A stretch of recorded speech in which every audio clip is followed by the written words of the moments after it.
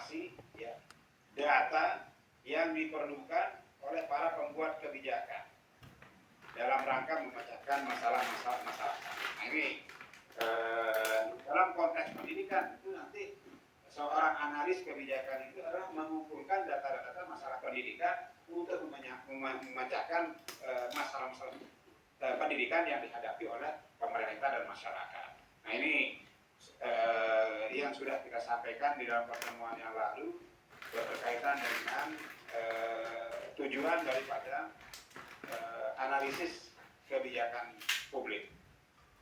Nah, yang lain tujuannya juga dihajarkan untuk meningkatkan kualitas kebijakan publik yang dihasilkan. Nah, ini maksud kita belajar di dalam analisis kebijakan publik ini. Nanti kita akan lebih teknis, ya, akan mendalami bagaimana membuat rekomendasi kebijakan atau yang disebut dengan policy brief. Nanti minggu depan kita akan masuk secara lebih teknis. Nah, pada hari ini saya akan melanjutkan penjelasan di dalam konteks analisis kebijakan ini. Kita sudah mengenal ada dua dimensi, ya. Dua dimensi yang di mana dilakukan analisis. Yang dimensi pertama itu dimensi proses kebijakan, ya.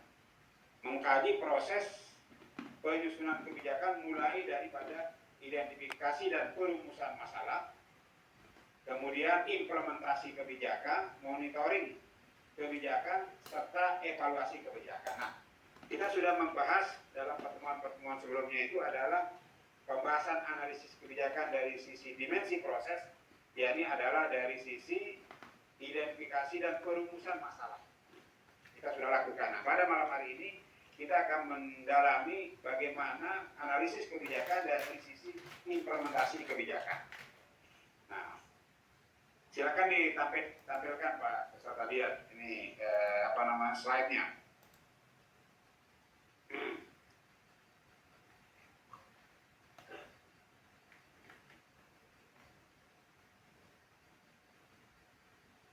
Nah, dalam konteks kita melakukan analisis kebijakan pada tahapan implementasi kebijakan, jadi di dalam implementasi kegiatan ini yang kita ingin memberi masukan kepada pembuat kebijakan agar dapat menghindari kegagalan implementasi yang disebut dengan implementation gap. Jadi kita perlu melakukan analisis pada proses implementasi kebijakan itu, diharapkan kita dapat mencegah timbulnya apa yang disebut dengan implementation gap, yaitu keadaan di mana terdapat perbedaan antara yang diharapkan dengan yang senyatanya dicapai. Nah, jadi artinya kita tidak ingin ada kesenjangan. Ya. Tujuannya ingin mencapai pertumbuhan 5% misalnya, tapi kenyataannya hanya 3%. Nah, hal semacam ini gap hasil yang dicapai pada tahap pelaksanaan yang disebut dengan implementation gap ini perlu dilakukan analisis supaya hal-hal seperti ini tidak terjadi. Itu yang disebut dengan implementasi gap. Kemudian kita juga di dalam analisis kebijakan itu perlu memahami tentang implementation capacity. Jadi besar kecilnya perbedaan kesenjangan yang terjadi itu biasanya juga salah satu faktornya itu adalah karena implementation capacity dari organisasi pihak yang ditugas melaksanakan kebijakan. Artinya, apakah kapasitas dari pelaku yang melaksanakan implementasi kebijakan itu memadai untuk mencapai target? Ini juga tujuan daripada kita mendalami analisis kebijakan pada tahapan implementasi kebijakan. Yang berikutnya adalah kita juga bisa mengidentifikasi apa yang disebut dengan policy failure, kegagalan kebijakan. Jadi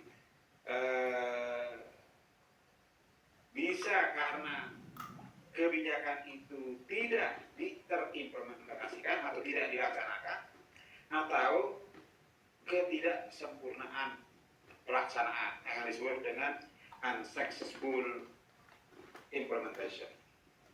Jadi kegagalan kebijakan itu bisa terjadi karena tidak terlaksana, non-implemented, atau juga implementasi yang tidak sempurna, unsuccessful implementation. Nah ini nih tujuan-tujuan yang ingin dicapai bila kita melakukan analisis kebijakan pada tahapan implementasi kebijakan. Sekali lagi yang yaitu adalah mengetahui implementation gap, kesenjangan hasil dengan target, kemudian bagaimana implementation capacity daripada pelaku pelaksana kebijakan itu, dan adakah kegagalan atau gap-gap itu timbul karena kebijakan itu tidak terimplementasikan atau non-implemented, atau juga apakah implementasi yang dilaksanakan itu tidak sempurna, tidak berhasil, unsuccessful implementation. Nah inilah tugas atau tujuan daripada analisis kebijakan pada tahapan implementasi kebijakan. Ya lanjut.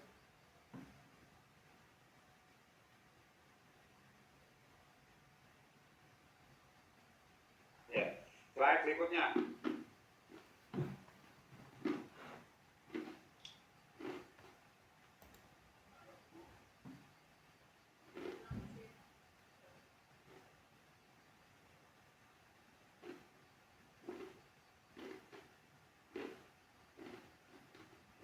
Nah, selanjutnya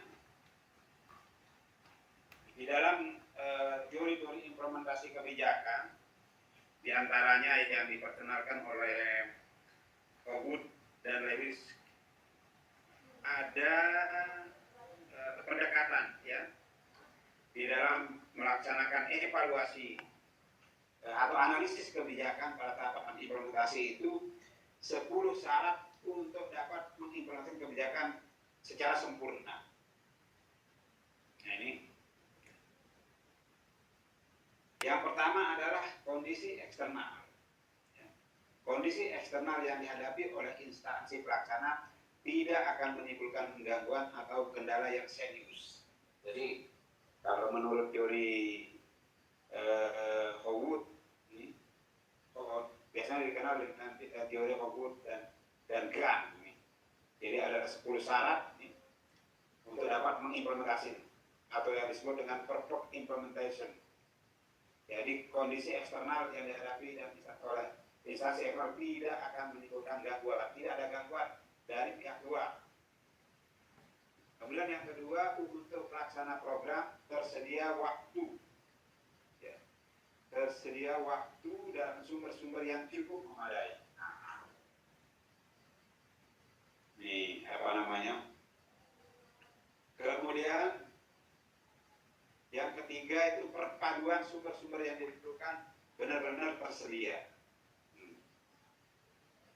Kebijakan yang akan diimplementasikan didasari oleh suatu hubungan kausalitas yang handal. Jadi betul-betul sudah dilakukan analisis hubungan sebab akibat yang cermat.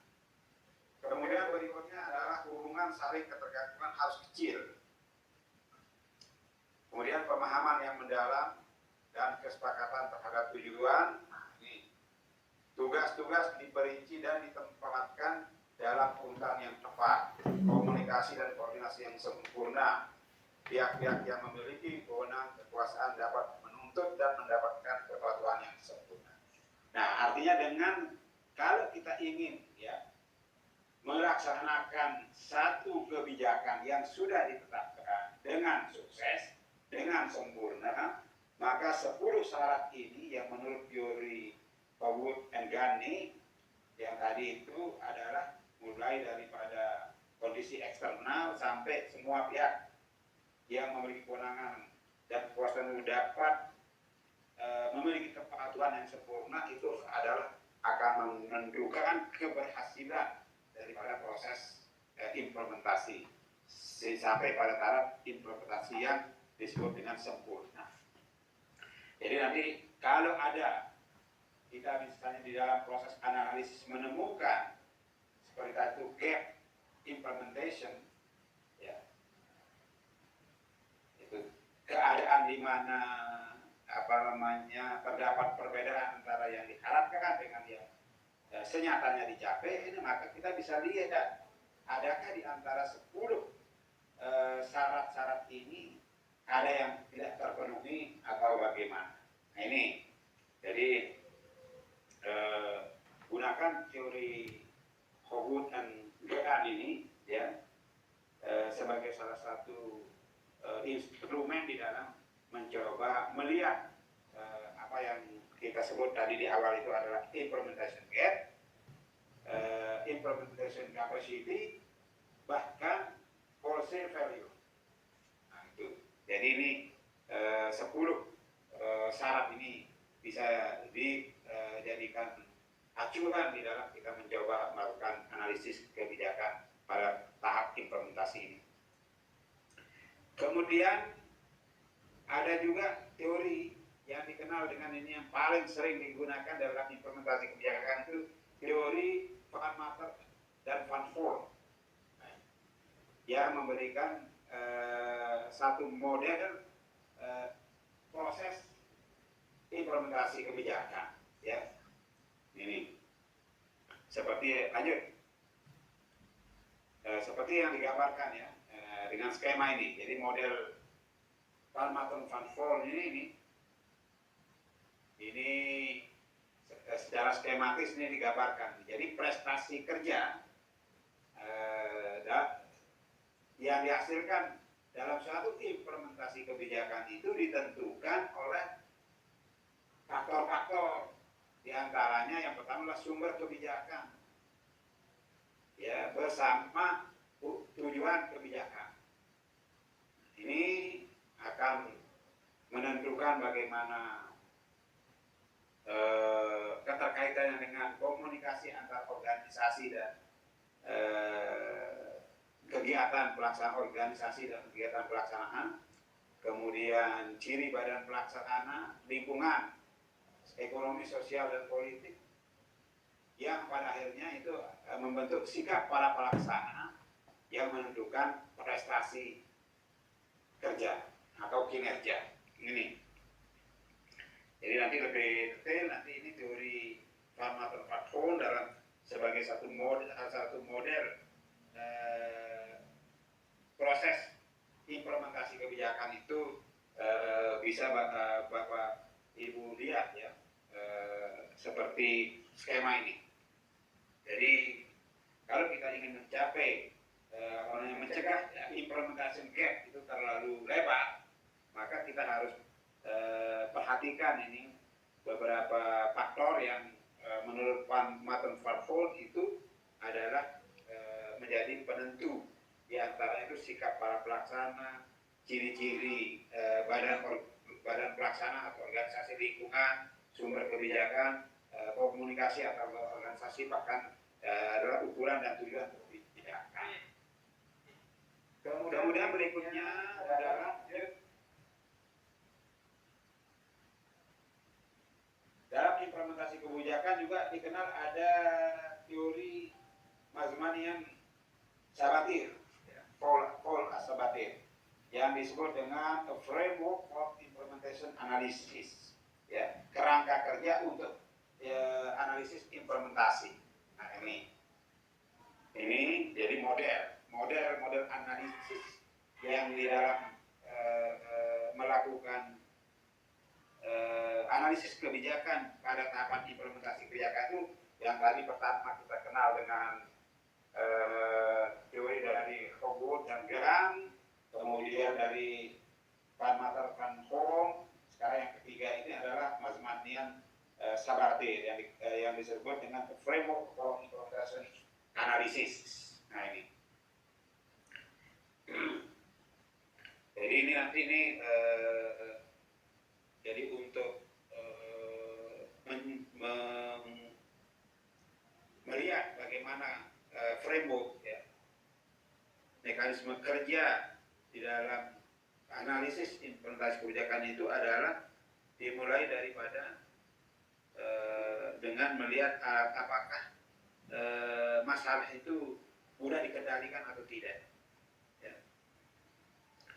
Kemudian yang berikutnya itu adalah kemampuan kebijaksanaan untuk menstrukturkan proses implementasi. Nah, jadi apakah kita bisa melakukan restrukturisasi, ya, mulai dari kejelasan dan konsistensi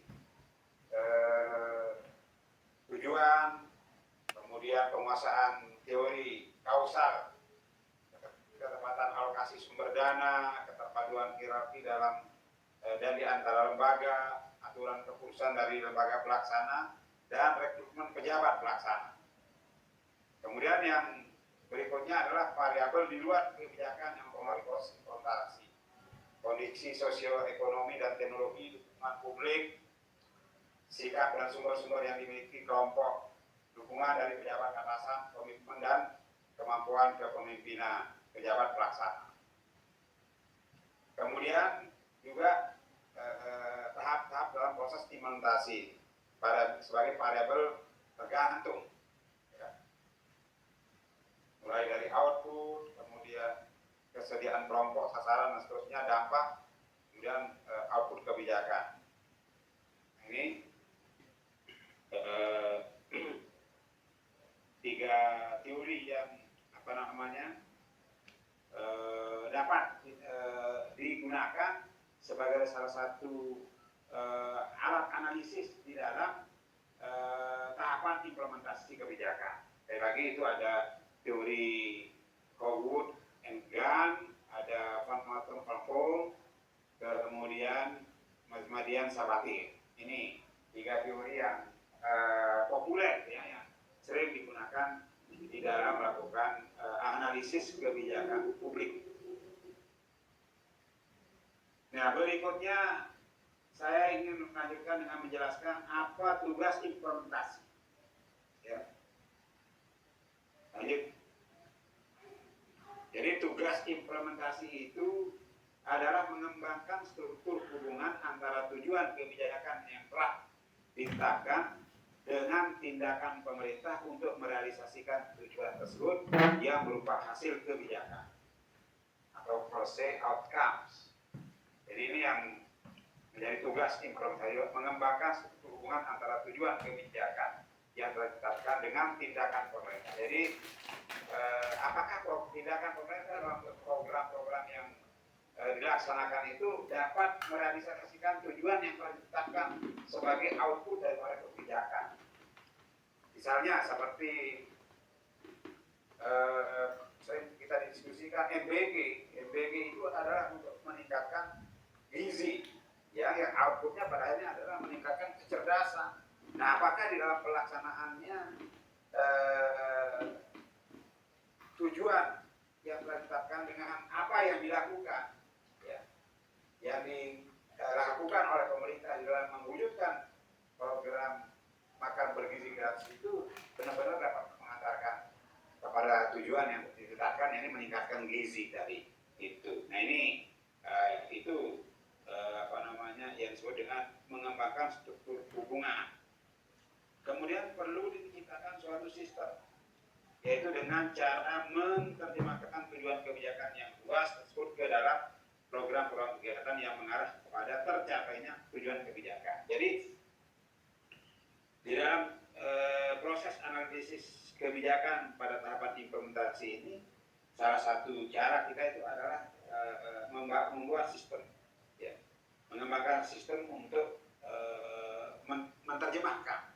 Jadi tujuan yang sudah ditetapkan sebagai satu tujuan kebijakan itu apakah dapat dirinci dalam berbagai bentuk program-program kegiatan. Nah, jadi hubungan antara program kegiatan dengan tujuan yang sudah ditetapkan itu harus diyakini, ya, benar-benar dapat mengantarkan sampai pada tujuan. Nah, ini yang perlu dilakukan pendalaman, ya, melakukan kajian secara sistematis. Kemudian perlu diciptakan berbagai macam program yang kemudian dikembangkan menjadi proyek-proyek yang harus dilaksanakan. Nah, jadi pada tahapan analisis pada tahapan implementasi itu adalah mencoba mendalami program-program itu ke dalam berbagai bentuk proyek-proyek yang harus dilaksanakan.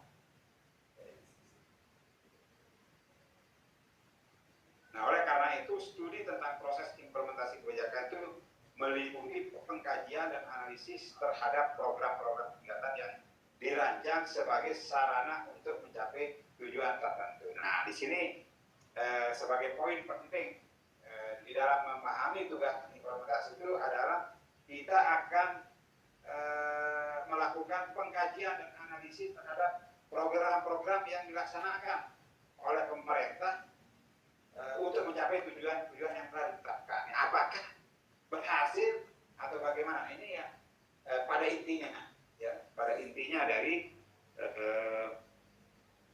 daripada analisis kebijakan pada tahapan implementasi ini. Lalu apa faktor-faktor yang mempengaruhi implementasi kebijakan? Nah, ini menurut Grader ini adalah diantaranya yang pertama adalah kepentingan yang dipengaruhi. Yang dimaksud, lanjut ya. Kepentingan yang dipengaruhi maksudnya ini adalah pada umumnya tindakan pemerintah merupakan upaya untuk mengadakan perubahan di berbagai bidang. Upaya ini seringkali mendapat tantangan dari mereka yang kepentingannya terganggu. Nah, jadi yang menentukan ini apakah ada yang merasa kepentingannya ini terganggu. Ini kita harus bisa memperhitungkannya. Kepentingan yang dipengaruhi. Yang kedua adalah bentuk manfaat yang diberikan. Ini berkaitan dengan tingkat perubahan perilaku yang dikehendaki. Apa perubahan perilaku yang ditimbulkan akibat daripada implementasi itu? Apakah menguntungkan? Apakah bermanfaat? Nah, ini seringkali ini adalah bisa mempengaruhi proses implementasi. Kalau dirasakan menguntungkan, bermanfaat, ini dukungan pasti akan menguat. Kemudian yang ketiga itu luasnya perubahan yang diinginkan. Nah, jadi program yang dirancang untuk mencapai sasaran yang luas dan jangka panjang tidak lebih sulit implementasinya daripada program yang dirancang dengan jangka pendek. Nah, jadi kalau satu implementasi program itu adalah mempunyai sasaran yang jangka panjang, tentu dia akan memiliki kesulitan ya. Lebih sulit dibandingkan jangka pendek. Ini yang disebut dengan luasnya perubahan yang diinginkan. Apakah perubahan jangka panjang atau jangka pendek? Kemudian yang keempat adalah letak pembuatan keputusan. Nah, hal ini berkaitan dengan banyaknya instansi yang terlihat di dalam implementasi kebijakan. Nah, jadi biasanya dalam satu pengambilan keputusan itu banyak sekali stakeholder. Nah, jadi harus harus jelas ya siapa yang paling bertanggung jawab ini ya, sehingga keputusan itu cepat diambil. Kemudian pelaksana program, makin banyak organisasi yang ikut dalam pelaksanaan suatu kebijakan maka akan makin sulit pelaksanaannya. Nah, jadi tadi sama dengan letak pembuatan keputusan itu, kalau semakin banyak yang mengambil keputusan maka demikian pula daripada pelaksanaan program akan semakin sulit dicapai keberhasilan kalau terlalu banyak yang memutuskan. Kemudian yang keenam itu adalah sumber daya, terutama adalah sumber daya manusia dan non sumber daya manusia.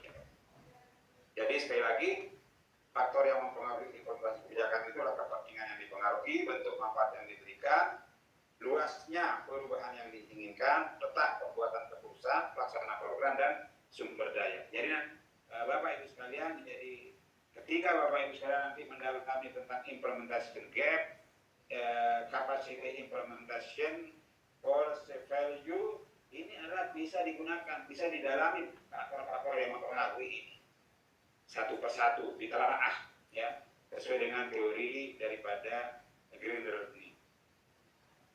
Kemudian berikutnya adalah dampak implementasi kebijakan. Ya. Dampak implementasi kebijakan yang pertama adalah dampak terhadap kelompok sasaran. Ya. Jadi dampak terhadap kelompok sasaran itu meliputi dampak yang diharapkan dan dampak yang tidak diharapkan. Jadi kita harus dapat mengidentifikasi apa dampak yang diharapkan maupun dampak yang tidak diharapkan, sehingga ini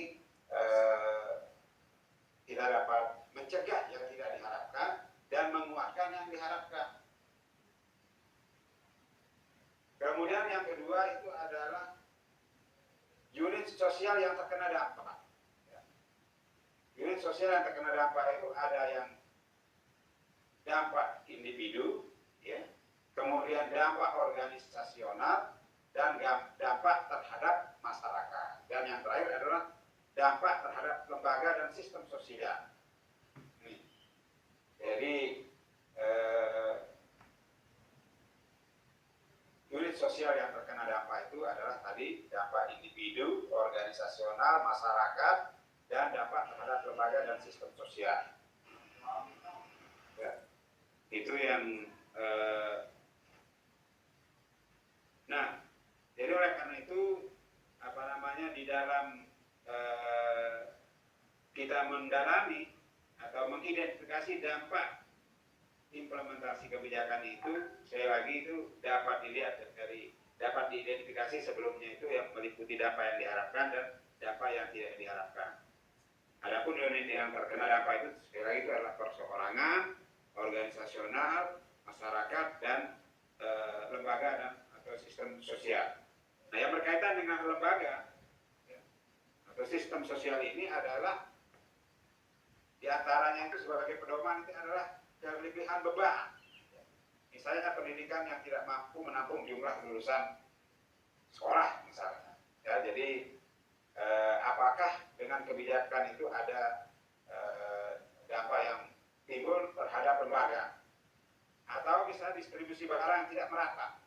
Ya, seperti misalnya dalam diskusi kita lihat KPMG ya, yang diharapkan sebenarnya terbangun ekosistem ya produksi di sekitar lokasi dibangunnya SPPG, tapi kenyataannya ada distribusi barang kebutuhan daripada SPPG itu datang dari luar, sehingga ekosistem yang diharapkan terbentuk untuk mendukung produktivitas masyarakat itu tidak terjadi. Nah, ini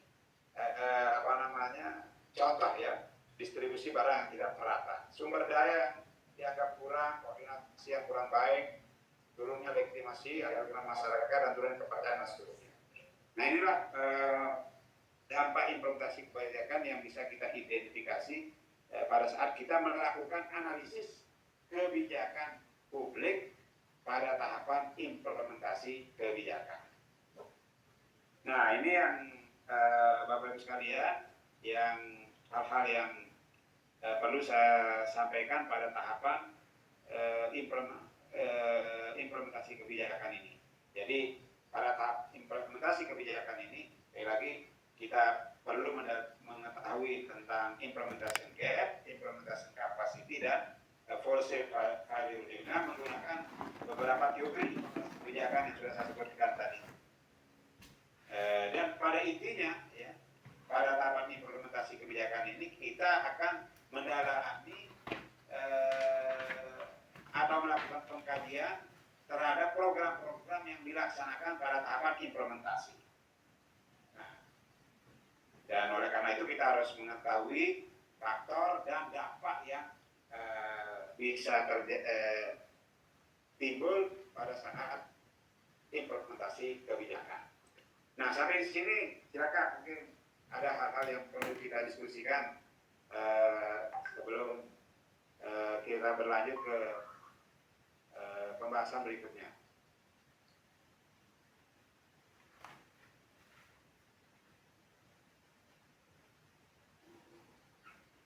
Assalamualaikum Pak Dokter. Iya, Waalaikumsalam. Silakan. Tadi ada beberapa poin Pak Dokter yang izin yang saya petik, yaitu dampak terhadap keadaan biologis dan fisik Pak Dokter. Bagaimana kira-kira maksudnya itu Pak Dokter? Ya, yang mana itu? Yang poin nomor 1.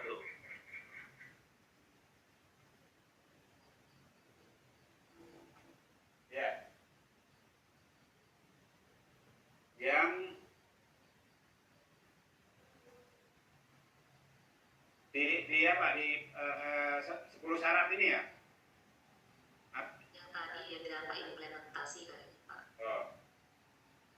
Yang di unit sosial yang terkena dampak. Nah, unit sosial. Betul. jadi tadi saya sampaikan bahwa unit sosial yang terkena dampak itu, ya, itu kan yang pertama individu. Jadi kalau yang menerima dampak itu adalah bersifat perseorangan. Jadi misalnya kan mungkin dari segi fisiknya kan, biologis, badan misalnya atau fisik dari orang itu mungkin dari implementasi kebijakan itu ada mendapatkan bantuan yang berkaitan dengan dukungan bantuan fisik misalnya. Ini yang dirasakan oleh perseorangan dari akibat daripada berjalannya satu program pemerintah misalnya. Ya. Ini yang dimaksudkan ini adalah terkena dampak biologis atau fisik yang langsung dirasakan oleh penerima manfaatnya, oleh orangnya. Kemudian lingkungan hidup, mungkin saja itu di dalam lingkungan daripada orang itu. Apakah di dalam lingkungan perumahannya, di lingkungan keluarga dan seterusnya. Termasuk dalam sebuah yang memang di mana seorang individu sedang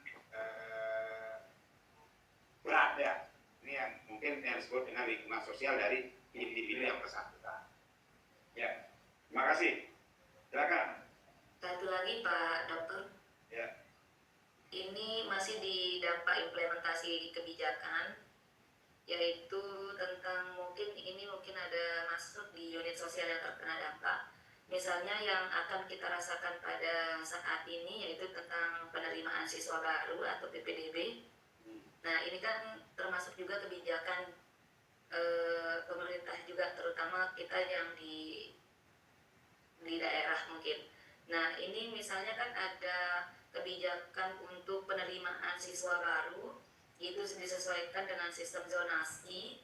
Kemudian misalnya ada jalur prestasi, kemudian ada jalur regulernya gitu.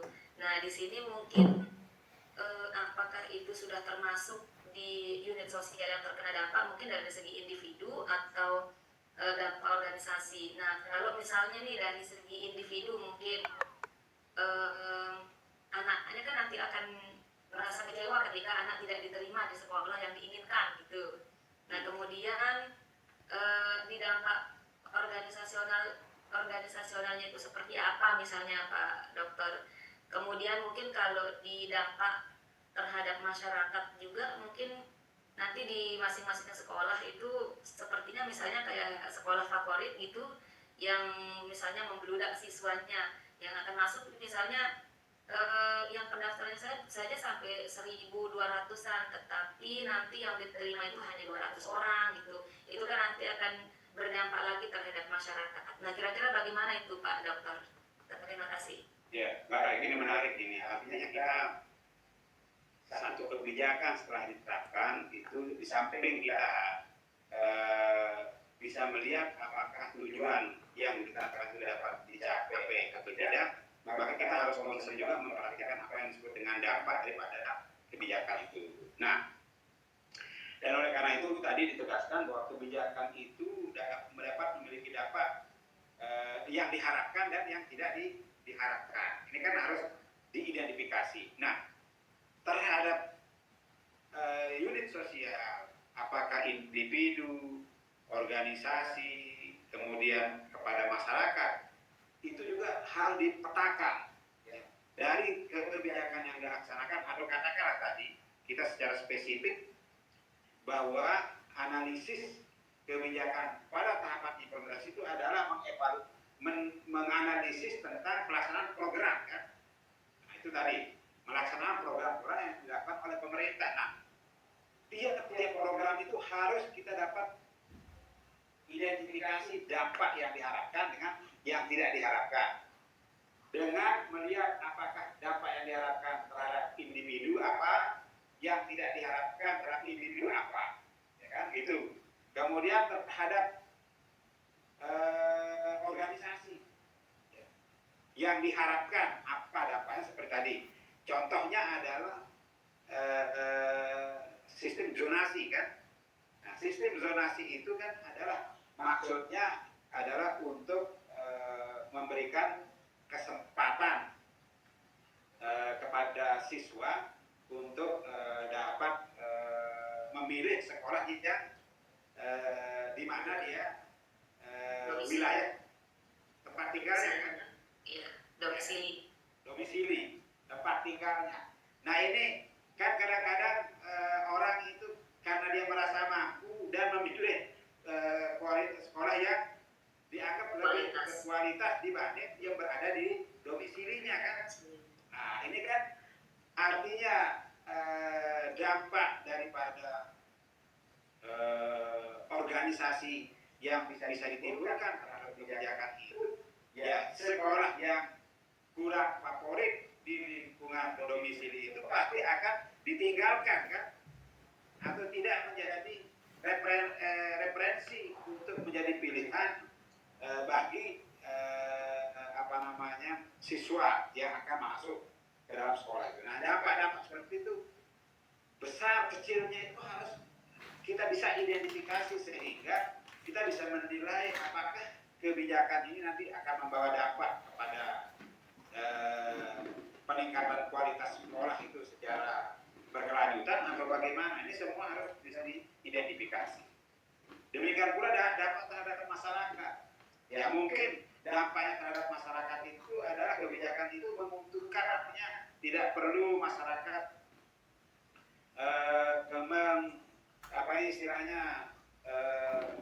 terbebani oleh dampak, misalnya harus menyiapkan angkutan umum misalnya karena dia dekat dari tempat tinggalnya, ya. Nah ini yang juga menjadi perlu diidentifikasi, ya, dampak yang diharapkan terhadap masyarakat maupun dampak yang tidak diharapkan. Demikian pula dengan dampak terhadap lembaga dan sistem dan seterusnya. Nah oleh karena itu nanti ya dampak terhadap individu, organisasi, masyarakat maupun terhadap lembaga inilah yang nanti dilihat, ya, dilihat pada saat melakukan analisis kebijakan pada tahapan implementasi kebijakan. Jadi studi kita pada itu harus sampai pada mengetahui dampak-dampak ini. Itu penjelasan saya, Ibu. Baik, terima kasih Bapak. Terima kasih.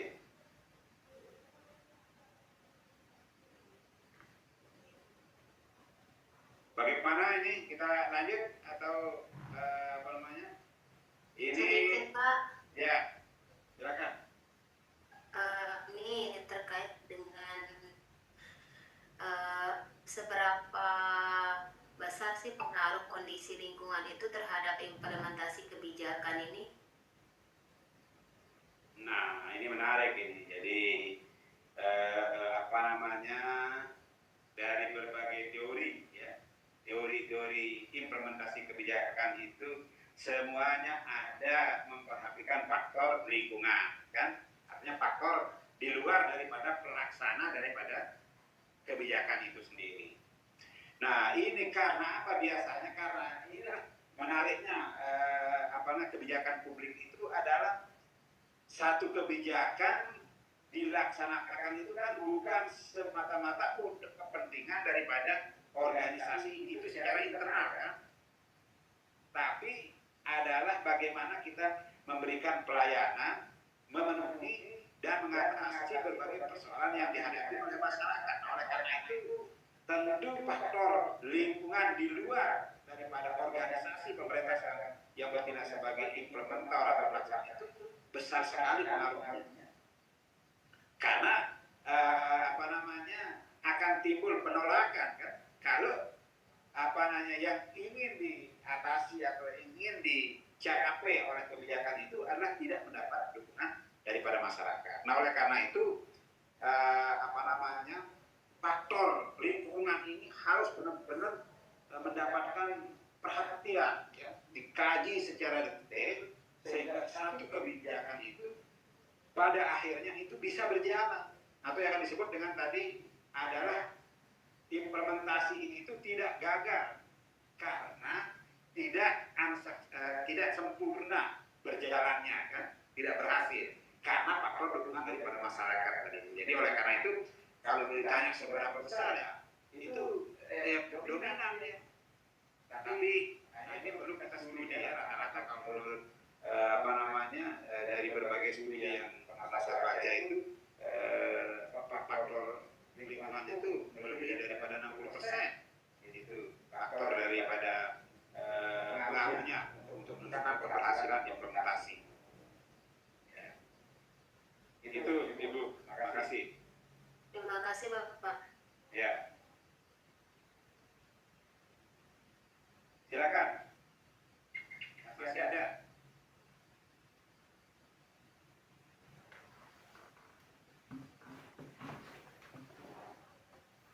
Ya, baik.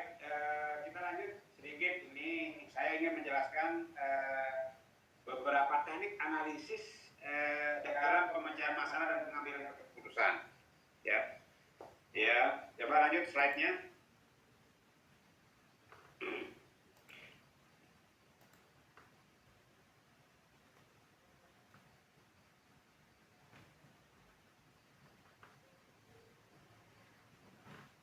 Ya, lanjut. Jadi, nah, beberapa teknik pemecahan masalah ya yang secara operasional perlu menjadi keterampilan kita ketika kita menjadi seorang analis kebijakan. Yang pertama adalah apa yang dikenal dengan curah pendapat. Jadi ketika kita melakukan analisis ya, pemecahan masalah di dalam proses analisis kebijakan itu, kita yang dapat kita tempuh itu salah satu yaitu adalah teknik curah pendapat, brainstorming dan konsensus. Nah, kalau ini teman-teman yang jadi guru, yang jadi pejabat ini biasa ini melakukan. Jadi bertukar pikiran ya untuk kita mengambil kesepakatan. Nah, ini curah pendapat, brainstorming dan konsensus. Yang kedua, penggunaan kriteria dan pembobotan. Jadi itu apa namanya? Dan yang ketiga adalah teknik moderasi. Jadi mari kita coba dalami masing-masing teknik ini. Ya, lanjut. Yang pertama, lanjut. Ya, lanjut. Nah, brainstorming yang pertama ya.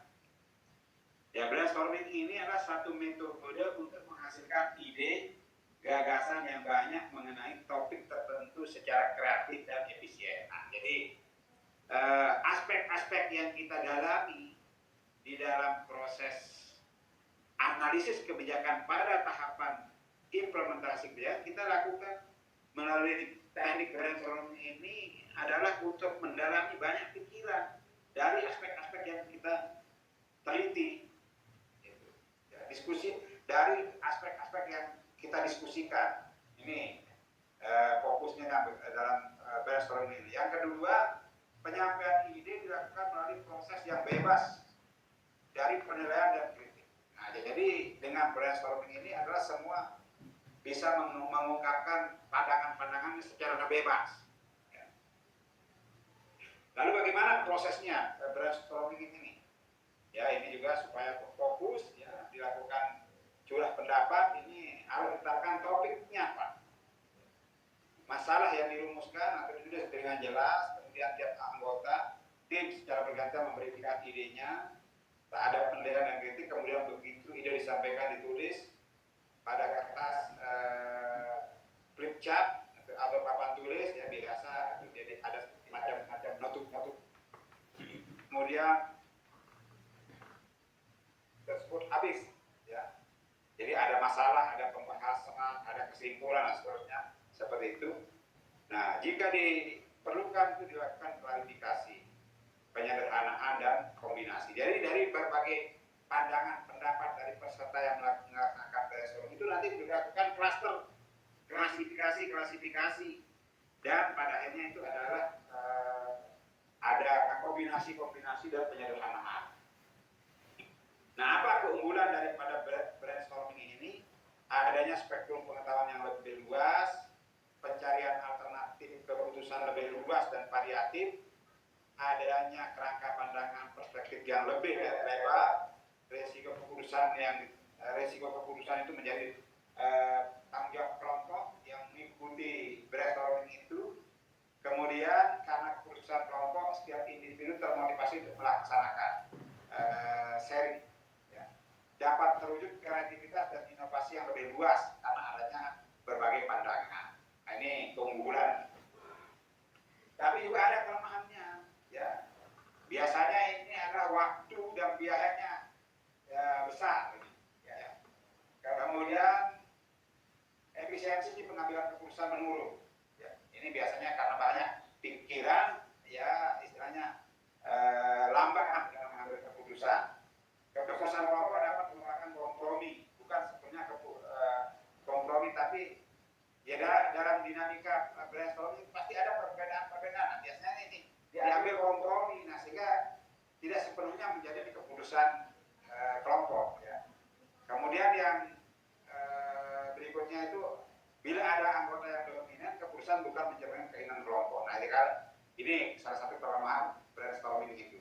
Ya, kalau ada yang terlalu mengambil peran terlalu dominan, orang lain yang itu merasa tidak terwakili. Nah, ini yang kalau digambarkan bagaimana generic brainstorming prosesnya itu seperti ini, ya. Jadi mulai dari bagaimana menggagas istilahnya menjelaskan latar belakang, kemudian keadaan yang sedang berkembang, kemudian mengidentifikasi masalah, terus apa ide-ide pemecahan masalahnya, kemudian ide pilihannya apa, kemudian di pendalamannya, sampai pada yang paling solusi yang paling dianggap sebagai yang akan menjawab permasalahan, baru sampai pada menyusun program. Jadi harus setiap pembicara di dalam proses brainstorming itu harus mengikuti urutan model pembahasan seperti yang digambarkan dalam skema ini. Jadi ini tidak asal tidak asal ngomong, ya. Diharapkan ini moderator atau pemimpin daripada brainstorming ini dapat mengarahkan setiap pembicara untuk menjelaskan pandangannya secara sistematis seperti skema ini. Ini brainstorming. Nah, dari proses brainstorming itu lalu ada konsensus, ya. Apa ide pokok yang disepakati dan seperti apa kesimpulan-kesimpulannya.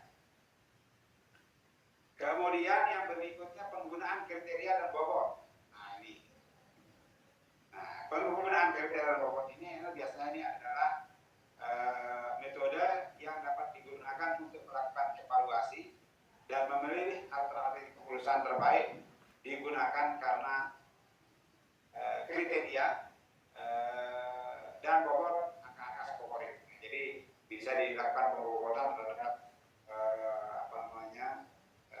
kriteria-kriteria yang disebutkan angka. Kemudian bagaimana manfaatnya? Ya, di sini dilihat dari segi metode, manfaat, kemudian prosesnya itu menentukan alternatif kriteria, nilai kriteria, tentukan bobot, kemudian menghitung, mengolah, dan tentu akhirnya akan menentukan nilai bobot yang tertinggi sebagai alternatif pilihan. Jadi saya kira Bapak Ibu sekarang misalnya kalau kita mau mengambil keputusan siapa yang paling banyak didukung misalnya, ya, seperti orang yang voting lah gitu kan, dengan menilai kriteria-kriteria yang ditetapkan. Kemudian yang terakhir ini adalah teknik moderasi, ya. Ya, ini biasanya ini adalah di dalam survei pengaduan pelayanan publik ini, ya. Saya kira ini biasa Bapak Ibu sekalian dilakukan seperti di dalam diskusi-diskusi itu ada moderator, ya. Diharapkan moderator itu dapat menggunakan teknik kompilasi. Artinya permasalahan pelayanan diidentifikasi sedetail dan sebanyak mungkin, ya. Itu. Kemudian teknik klasifikasi, ya. Ya. Jadi membuat klasifikasi atau klaster. Kemudian teknik prioritas. Ya. Kemudian teknik penentuan faktor penyebab masalah dan solusinya, analisis sebab akibat, dan teknik validasi. Jadi pada saat melakukan modelasi ini bisa dilakukan kompilasi, klasifikasi, penentuan sebab akibat, dan juga melakukan validasi. Nah ini yang istilahnya bisa dilakukan pada dengan ketika melakukan analisis, ya, pada saat melakukan analisis kebijakan, ya, teknik analisis di dalam melakukan pemecahan masalah. Kemudian yang berikutnya langsung ke pengambilan keputusan, ya. Jadi pengambilan keputusan, jadi keputusan itu adalah pengakhiran atau pemutusan dari suatu proses pemikiran untuk menjawab suatu pertanyaan. Jadi keputusan itu adalah pengakhiran atau pemutusan dari suatu proses pemikiran untuk menjawab suatu permasalahan, suatu pertanyaan, khususnya mengenai suatu masalah atau problem. Jadi kalau kita mengambil keputusan itu adalah hasil, ya, final. Kemudian pengambilan keputusan itu adalah proses.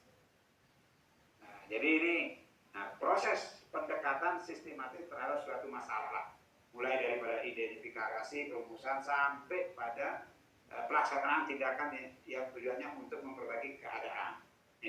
Itu pengambilan keputusan.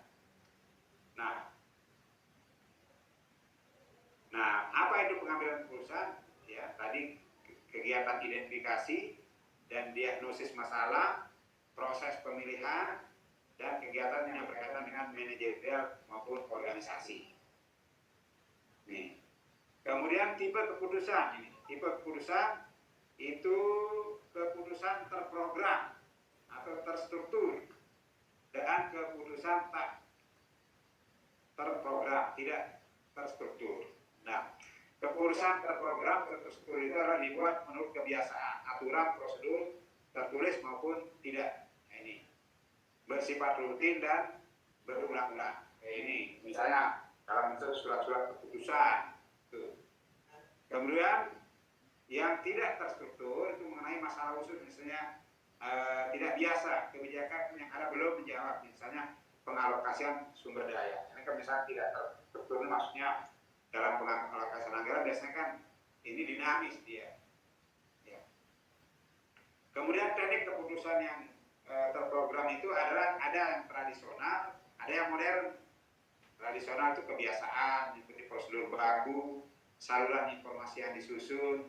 Nah, kalau modern itu ada menggunakan teknik yang lebih ilmiah, misalnya ada rumus-rumus, ya, atau biasanya seperti ini nih, yang bersifat statistik, ya ini, ya, pengolahan data komputer. Kemudian teknik keputusan tak terprogram itu ada tradisional dan modern juga. Ya, ini misalnya tradisional untuk yang tak terprogram itu coba-coba, trial and error.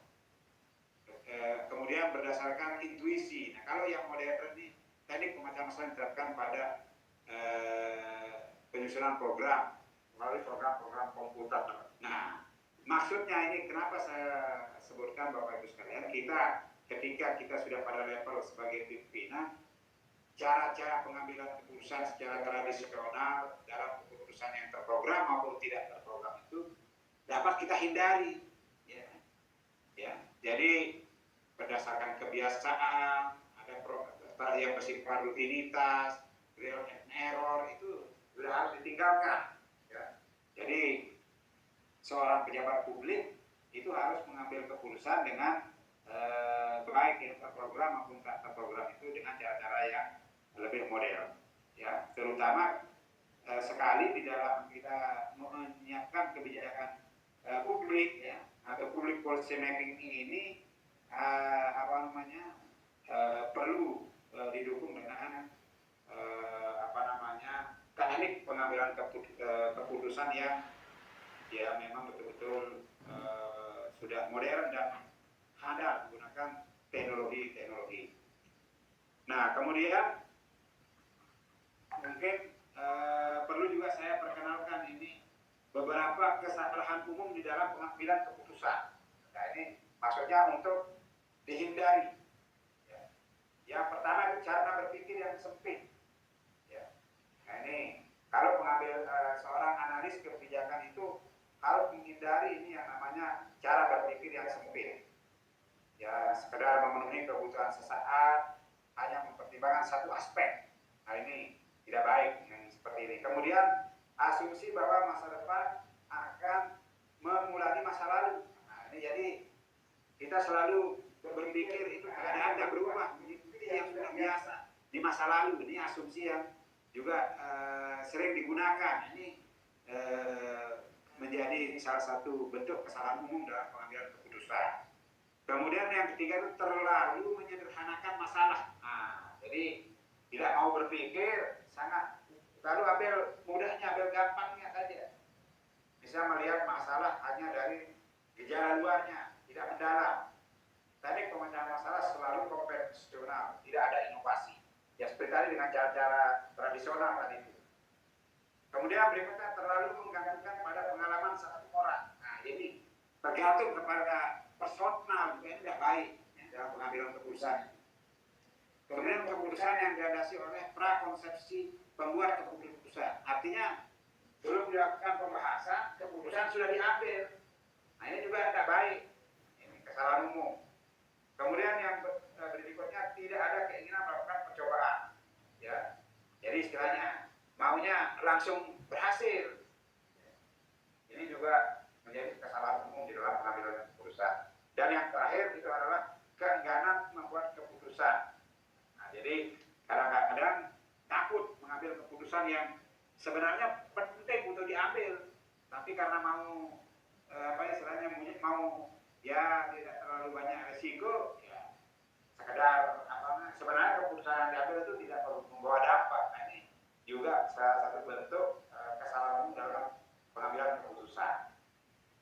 Nah, setelah kita memahami ini 7 kesalahan umum dalam pengambilan keputusan, kita perlu juga mengenal ciri keputusan yang baik. Nah, ini ciri keputusan yang baik itu berkaitan langsung dengan sasaran dan tujuan. Kemudian rasional atau logis dalam arti menuntut pendekatan ilmiah. Jadi sudah dilakukan kajian dengan pendekatan ilmiah, mudah dan dapat dilaksanakan, visible di dalam eksekusinya. Kemudian dapat dipahami dan diterima semua pihak, acceptable. Kemudian menggabungkan pendekatan teori, kemampuan berpikir dan pengalaman. Tepat waktu dalam arti jangan mengambil keputusan kalau memang belum perlu. Jadi ini keputusan yang baik. Jadi Bapak Ibu sekalian sebagai analis kebijakan, Bapak Ibu harus bisa menghasilkan keputusan-keputusan yang baik dengan ciri-ciri yang 6 ini. Ya, ada 6 ciri keputusan yang baik berkaitan langsung dengan tujuan sasaran, kemudian rasional, kemudian pendekatan ilmiah, visible, acceptable, kemudian gabungan teori, pengalaman dan daya pikir, kemudian tepat waktu. Ya, keputusan itu dihasilkan pada saat diperlukan. Nah, ini materi perkuliahan pada malam hari ini. Ya, saya sudah menjelaskan tentang bagaimana kita melakukan analisis kebijakan pada tahapan implementasi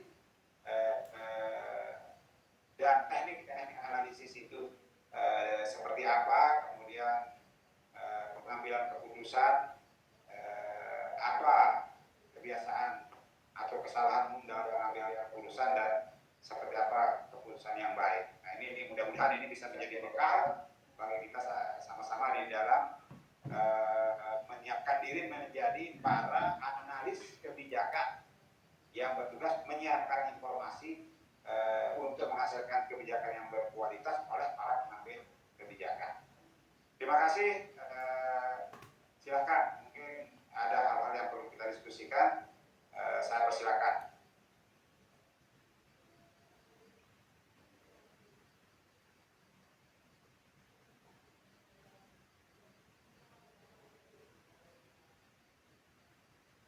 Assalamualaikum warahmatullahi wabarakatuh.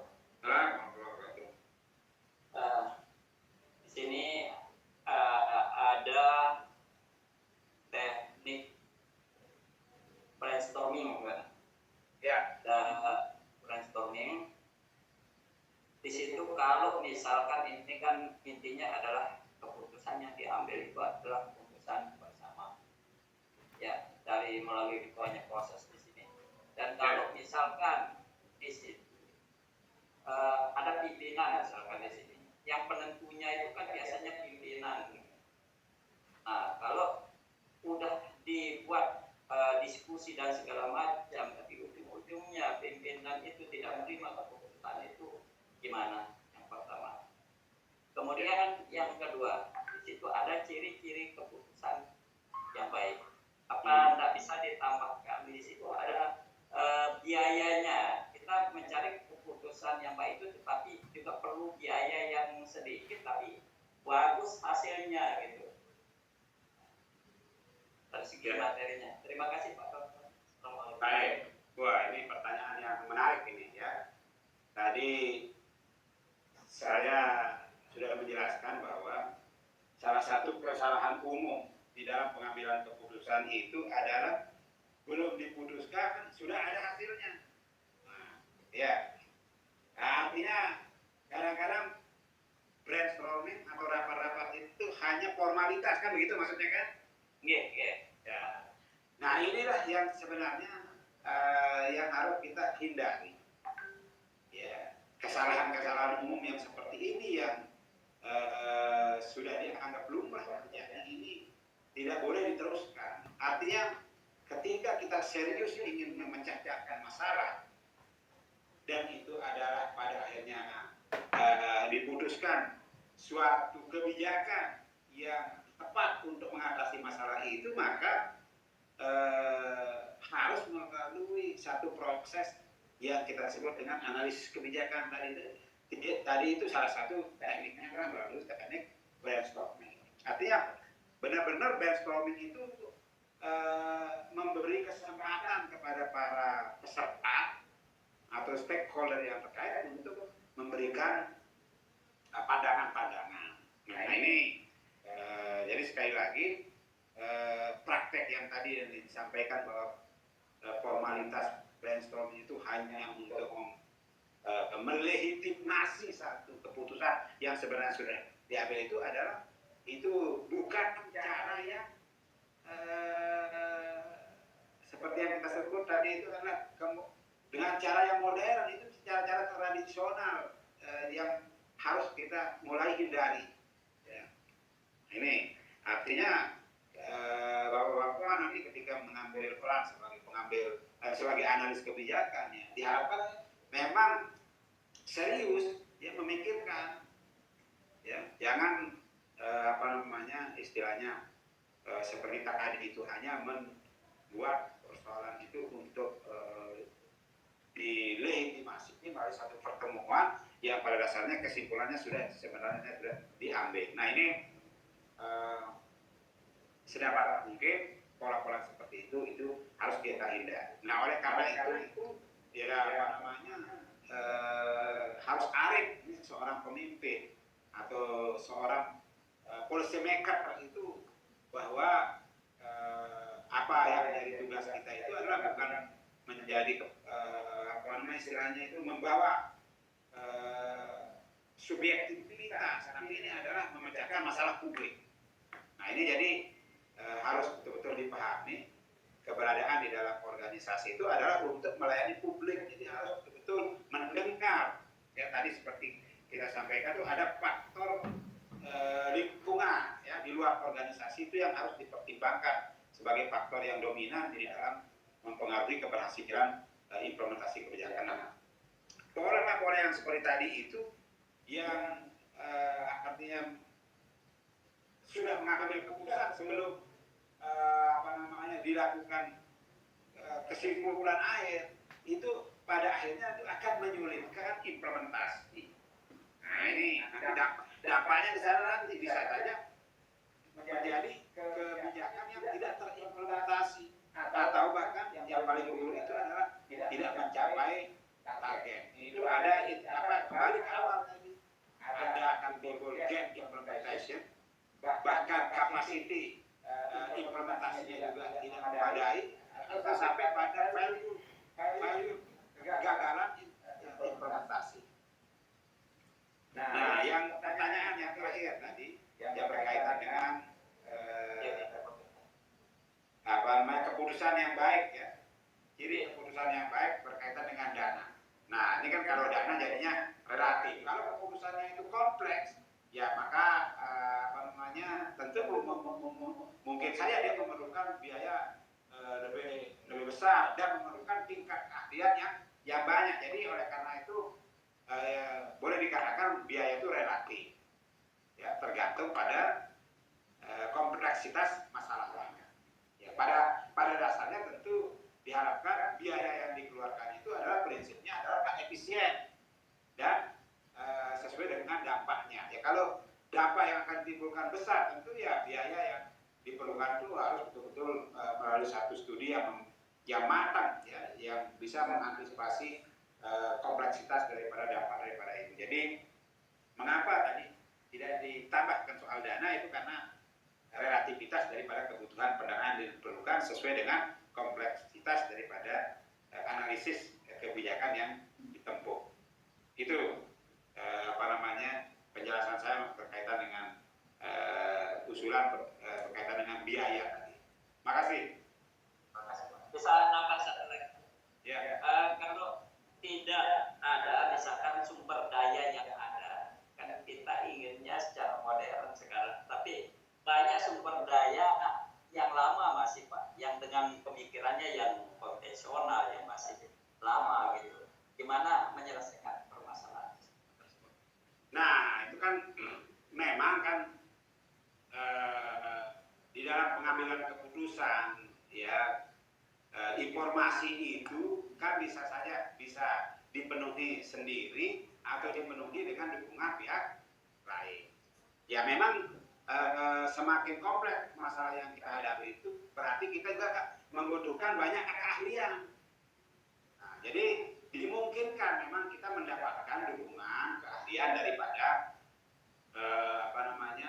dari pihak konsultan misalnya, ya sehingga kan ada yang disebut dengan analis kebijakan yang dilakukan oleh para ahli dari perguruan tinggi, dari mitra-mitra pembangunan, dari lembaga think tank dan lain sebagainya, baik bersifat lembaga maupun personal, itu dimungkinkan. Nah itulah peran-peran daripada para peneliti, para guru besar, ya, para konsultan yang berpengalaman, yang mungkin kita juga bisa jadikan mitra. Jadi terbuka untuk itu. Jadi tetapi kita dari kalangan internal yang berada di dalam institusi pengambilan kebijakan itu tidak boleh istilahnya juga sepenuhnya menyerahkan kepada pihak daripada luar. Ya kita juga harus ya sekurang-kurangnya seperti ini ya, paham ya kerangka daripada proses-proses analisis kebijakan. Nah, masalah saran dan pandangan atau data daripada saya kan bisa saja kita dapatkan atau peroleh dengan berbagai macam cara. Nah, jadi ini tergantung dan kembali kepada kita apakah ingin mengambil keputusan dengan melibatkan banyak pihak atau menggalang dukungan dari pihak-pihak di luar pemerintah. Itu kembali pada kebutuhan kita. Ya, kalau mampu kita penuhi sendiri ya kita kerjakan sendiri. Tapi kalau merasa penting mendapatkan dukungan dari berbagai pihak ya tidak ada salahnya kita memberi ruang. Nah, dan tentu ini adalah konsekuensinya itu adalah menyiapkan dana bagi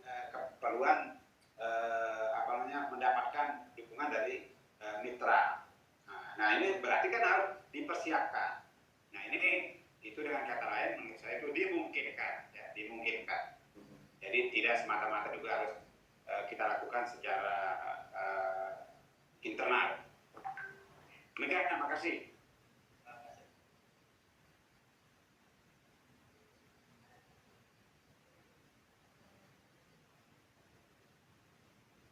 Baik, ada lagi atau cukup?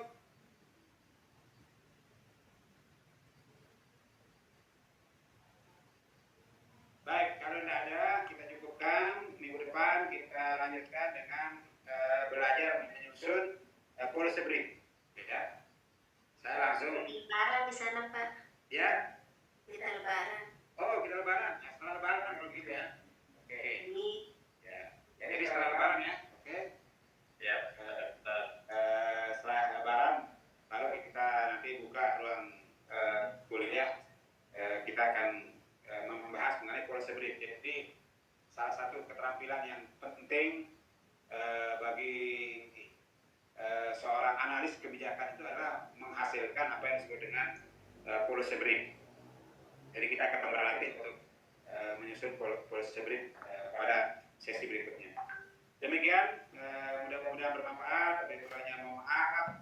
Kita saling doakan selalu dalam sehat walafiat dan kita tutup sama-sama bacaan doa. Alhamdulillahirobbilalamin.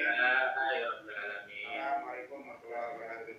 Waalaikumsalam warahmatullahi wabarakatuh. Dengar Pak Ardiansah Bapak salah. Ya. Salah Pak Jansah. Wah, ini lebih segar kuliah dari Zoom katanya. Iya, Pak. Ya, Pak Dokter. Ini kita juga Pak Dokter. Soalnya di Dobu, Pak Dokter. Oh iya. Ya, tapi tempo-tempo kita bertemu juga ya. Ya. Siap, Pak Dokter. Siap. Baik. Ya, selamat sukses semua. Ya, sampai jumpa. Assalamualaikum warahmatullahi wabarakatuh. Waalaikumsalam warahmatullahi wabarakatuh. Nama boleh ada? Hah? Ada nggak? Iya, sama tidur ini. Ada mau? Bentar. Gimana Pak Haris? Kursi Merkers.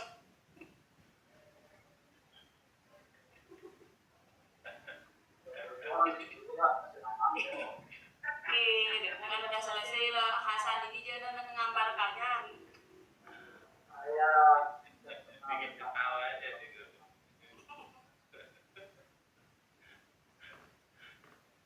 Ya Allah.